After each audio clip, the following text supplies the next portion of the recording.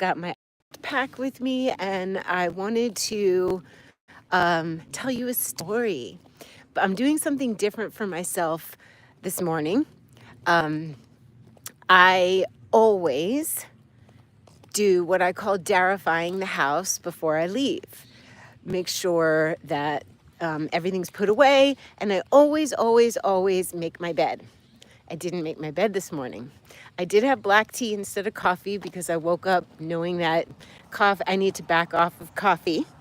And I grabbed some different art supplies from yesterday, and I am headed out into the Red Rocks. And the reason this is so different, and I think will be inspirational to us, is that to make my life in Sedona great, I need to do the things that make Sedona great, which means getting onto the earth, and it means painting. Walk, hike, creation, not consumption. That's the whole point, is peace here. Now, if I don't go out in the morning to do my art, then I'm not doing my art sandwich, which is art in the morning, art in the evening. In the warmer weather, when you really don't want to be walking at 12 o'clock in the afternoon, it changes for fall and winter, because when it's cold, you got to do your hike art thing in the middle of the day.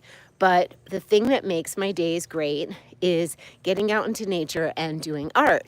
Okay, so if I don't do that and I'm just running around, hi Lisa Marie, I'm so glad. So what I call it is suburban days. If you don't in Sedona get out, or really for anyone, get out, you might as well be living anywhere USA. Like, take advantage of what your place has to offer. Park, river, ocean. Plenty of people live in Venice and don't go to the beach. So for me, taking advantage of seeing the flowers and the birds and that wild mystery black cat that nobody knows what it is, silver fox, jacarandi, which I don't think, black bobcat, I do think, or somebody's lost massive wild coon that I saw. Either way, it's magical.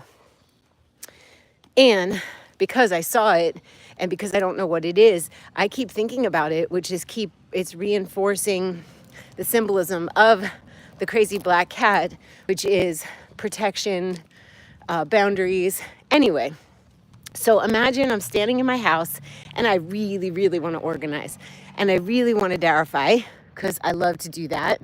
I love it. I could spend all day tidying and editing down my house. I need to go through my tonic supplies. I need to get rid of some spices I don't use. I need to organize my studio. And I could have started doing all that. But I was like, no, you are committed. What are you committed to? What are you devoted to? I am devoted to every day using some art supplies outside when possible. So be prepared to stop. Be prepared to stop, drop, and do art. So I am, even if it's just for a half hour, taking my morning walk. There's a specific way I go to hit a hiking trail, and I will put my feet on my feet, which I want to share with you guys, wearing these Cherokee sandals, which are like sneakers. They're house shoes. They're my sneakers. They're my walking shoes. It's crazy how comfortable. Probably the most comfortable pair of shoes I've ever owned. Cherokee of California. I forget which ones these are. You got to look them up. Crazy cool. Anyway, it's Venus Day, so of course we're talking beauty. Beauty and comfort things. So I just wanted to say that if it were the gym that I was committed to, I wouldn't make my bed, I'd be out the door. Obviously, if I woke up early enough to do all, the voice in my head was like, no, make it perfect, not gotten out to do your creativity. And then I thought of my mom. And then I thought of my grandmother. My mom, Beverly, it was her passing anniversary. Oh gosh, I think I'm gonna go this way today. It was her anniversary of her passing 2 days ago, and yesterday was Herbie's birthday. And I had felt so elevated the past couple of days. I feel them with me.